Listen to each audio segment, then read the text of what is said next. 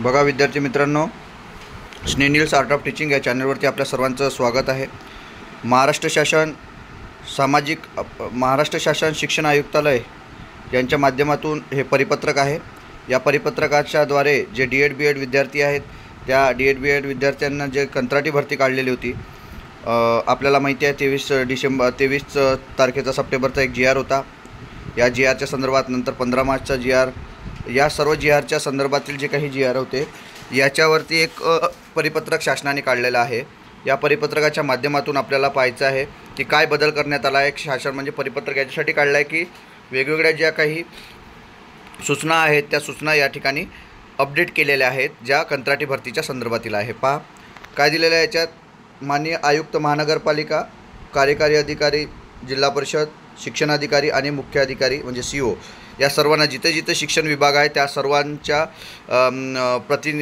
नुसार हे यांनी दिलेलं आहे। बघा विषय महत्त्वाचा विषय आहे। विषय बघा, स्थानिक स्वराज्य संस्थांच्या 10 व 10पेक्षा कमी पटसंख्या असलेल्या शाळांमध्ये डी.एड. आणि बी.एड. अर्हताधारक बेरोजगार उमेदवारांना कंत्राटी तत्त्वावर नियुक्त करण्यासाठी आवश्यक सूचना निर्गमित करण्याबाबत ज्या सूचना आधी त्यांनी जी.आर. जो काढला होता त्या जी.आरमध्ये पुन्हा यांनी अपडेट केलेला आहे। त्यात नवीन सूचना या ठिकाणी ॲड केल्या आहे। या संदर्भातील हे परिपत्रक आहे आणि हे परिपत्रक कधीचं आहे? 7 ऑक्टोबरचं परिपत्रक आहे। कालचंच परिपत्रक आहे विद्यार्थी मित्रांनो, त्यामुळे महत्त्वाचं परिपत्रक आहे। आपण सर्वांनी हा संपूर्ण व्हिडिओ पहा। आपण जर आपल्या चॅनलला जर पहिल्यांदा बघत असाल तर माझ्या या चॅनलला सबस्क्राईब करा आणि स्नेनिल आर्ट ऑफ टीचिंग या चॅनललासुद्धा जॉईन व्हा टेलिग्रामच्या, ज्यात हे परिपत्रक तुम्हाला मिळून जाईल। विद्यार्थी मित्रांनो समोर बघा, पहा पूर्ण लक्षपूर्वक आहे का। उपरोक्त संदर्भाधीन शासन निर्णयाचे अवलोकन व्हावे। संदर्भीय शासन निर्णयान्वये राज्यातील स्वराज्य संस्थांच्या 10 व 10पेक्षा कमी पटसंख्या असलेल्या शाळा डी.एड. बी.एड. अर्हताधारक बेरोजगार उमेदवारांना कंत्राटी तत्त्वावर नियुक्त करण्यासाठी शासन निर्णय निर्गमित करण्यात आला आहे। सदर शासनामध्ये निर्णयामध्ये अटी व शर्ती नमूद करण्यात आल्या आहेत।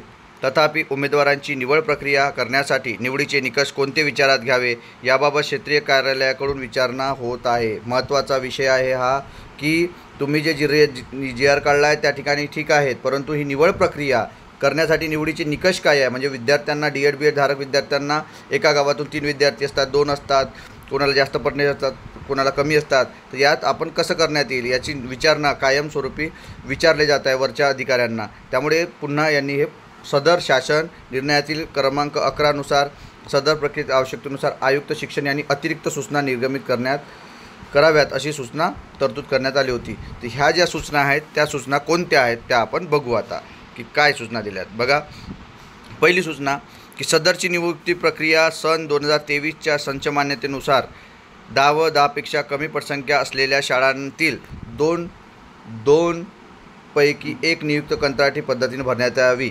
शाळेची पटसंख्या 10पेक्षा जास्त झाल्यास शासन निर्णय 23/9/2024चा मुद्दा क्रमांक 16 नुसार नियमित शिक्षक देण्याबाबतची कारवाई करण्यात यावी। 10पेक्षा जर जास्त पट झाला तर त्या ठिकाणी नियमित शिक्षक दिला जाईल, जो कोणी परमनंट शिक्षक असेल तो, नाही तर त्यापेक्षा कमी जर असेल तर कंत्राटी शिक्षक त्या ठिकाणी राहील।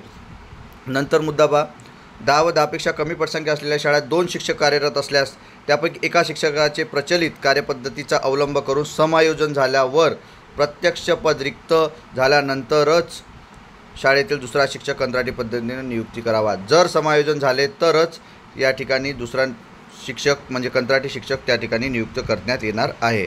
नंतरचा महत्त्वाचा मुद्दा आहे बघा, उमेदवाराची निवड करताना उमेदवार संबंधित शाळेच्या ग्रामपंचायतच्या हद्दीतील रहिवासी असावा। पहा त्याच गावातील रहिवासी असणं गरजेचं आहे। बाहेरच्या गावातील विद्यार्थी किंवा बाहेरच्या गावातील उमेदवार त्या ठिकाणी चालणार नाही असं सुद्धा या ठिकाणी म्हटलेलं आहे। त्यानंतरचा विषय बघा, त्यानंतरचा मुद्दा आहे संबंधित ग्रामपंचायतच्या हद्दीतील स्थानिक रहिवासी असलेल्या उमेदवाराची एकापेक्षा अधिक अर्ज आल्यास डी.एड. बी.एड. 1ली ते 5वी, बी.एड. 6वी ते 8वी या अर्हतेमध्ये अधिक गुण असणाऱ्या उमेदवारांचा विचार करण्यात यावा। जर एकाच गावातले 4 ते 5 विद्यार्थ्यांनी अर्ज केला असेल आणि त्या ठिकाणी 1ली ते 5वीसाठी डी.एड. आणि 6वी ते 8वीसाठी बी.एड. अशा अर्हतेमध्ये ज्यांना जास्त गुण आहे, अधिक गुण असणाऱ्यांना या ठिकाणी याचा विचार केला जाणार आहे। त्यानंतर बघा, सदर अर्हतेमध्ये समान गुण असल्यास शैक्षणिक व्यावसायिक अर्हताधारक उमेदवारास प्राधान्य देण्यात यावे। जर सारखे गुण असले त्यामध्ये डी.एड बी.एडमध्ये, तर शैक्षणिक किंवा व्यावसायिक अर्थामध्ये, मग व्यावसायिक अर्थ जे असेल तुमचं प्रोफेशनल कोर्स डी.एडमध्ये किती आहे आणि नंतर बी.एडमध्ये किती आहे, त्यानुसार सर्वात जास्त ज्यांना गुण असेल त्यांनाच या ठिकाणी प्राधान्य दिले जाईल. त्यानंतरचं आहे अर्थ समान असल्यास वयाने ज्येष्ठ असलेल्या उमेदवारास प्राधान्य देण्यात यावे. जर सारखे गुण जर असेल तुम्हाला तर त्या ठिकाणी ज्याची वय जास्त आहे त्या विद्यार्थ्यांचा या ठिकाणी विचार केला जाणार आहे. नंतर रिक्त पद असलेल्या शाळेच्या ग्रामपंचायत हद्दीतील उमेदवाराचे अर्ज प्राप्त न झाल्यास तालुक्यातील अर्ज करणाऱ्या उमेदवाराचा विचार त्या ठिकाणी करण्यात यावा. तसेच संबंधित तालुक्यातील देखील उमेदवार उपलब्ध नसेलास तर जिल्ह्यातील उमेदवाराचा विचार करण्यात यावा. बघा, हा महत्त्वाचा विषय आहे. जर ग्रामपंचायतच्या हद्दीमधला जर एखाद्या विद्यार्थी नसेल तर त्या ठिकाणी त्या तालुक्याचा विचार केला जाणार आहे आणि तालुक्यातलाही विद्यार्थी त्या ठिकाणी नसेल तर जिल्ह्यातील एखादा विद्यार्थी असेल त्याचा त्या ठिकाणी मात्र विचार केला जाणार आहे.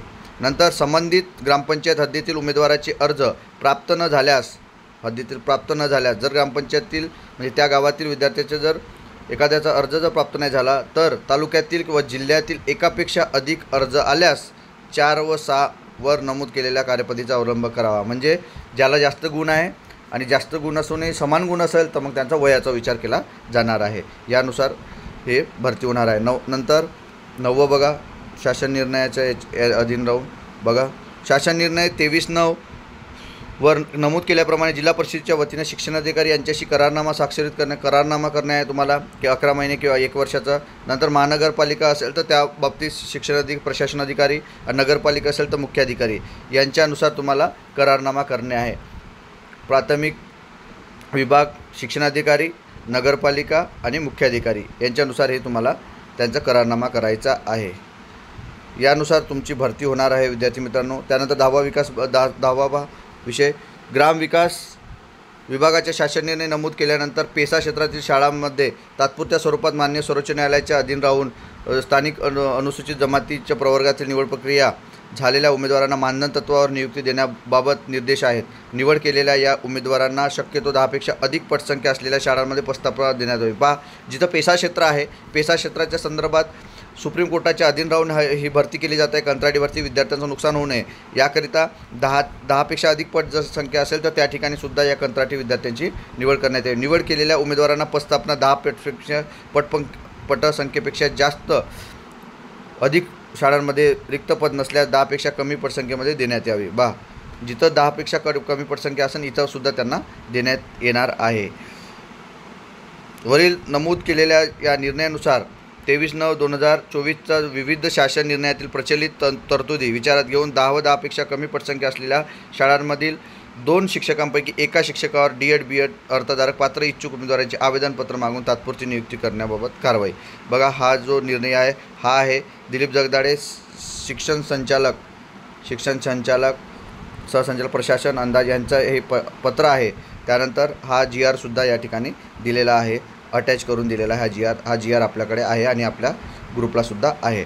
तर विद्यार्थी मित्रांनो, यानुसार आपल्या सर्वांना या ठिकाणी हे जे काही शासनाने निर्गमित केलेलं आहे याचनुसार ही कारवाई होणार आहे आता आणि याचनुसार भरतीसुद्धा होणार आहे. विद्यार्थी मित्रांनो, तर आपल्याला हा जो व्हिडिओ आहे हा व्हिडिओ कसा वाटला आणि ही माहिती कशी वाटली हे मला कमेंट बॉक्समध्ये कळवा.